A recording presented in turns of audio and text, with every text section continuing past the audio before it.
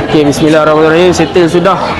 Selesai sudah kita punya majlis hari ni, Haji. Ya, Okey, alhamdulillah. saya nak tanya daripada segi makanan macam mana hari ni, Haji? Daripada segi makanan, alhamdulillah kita memang recommended Hashfood ya. Hashfood. So saya berterima kasih banyak pada Ya, sama-sama. tim Hashfood dalam menguruskan sepanjang melancarkan majlis saya lah. Ya, betul. Sebagai orang perantara untuk merancangkan majlis dan memeriahkan majlis lah. So segala orang kata makanan semua alhamdulillah TikTok.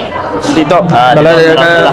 kalau So, kata bak kita- cukup tu, Haji. Bak cukup pun okey. Alhamdulillah cukup. Kena dengan berbalik dengan harga apa semua. Berbalik dengan harga dan berpatutan dengan servis yang diberi lah. Ya, So kita alhamdulillah. sangat-sangat recommend. Sangat-sangat recommend, Siapa-siapa alhamdulillah. yang sedang mencari untuk nak buat majlis kenduri, kahwin, akikah apa semua, kita boleh roja Hashfood. Ya. No, jangan segan, jangan malu. Hashfood adalah. Hashfood Mudah dah. urusan. Okey. Sampai Zek janji ada duit. Semua kami settle. Semua settle. Okey. Okey lah. Daripada rate daripada 1 sampai 10. Baik, Cik bagi kita berapa? bagi 10 per 10. 10 per 10. Alhamdulillah, Cik. Okey. Okey. Terima kasih, Cik. Baik.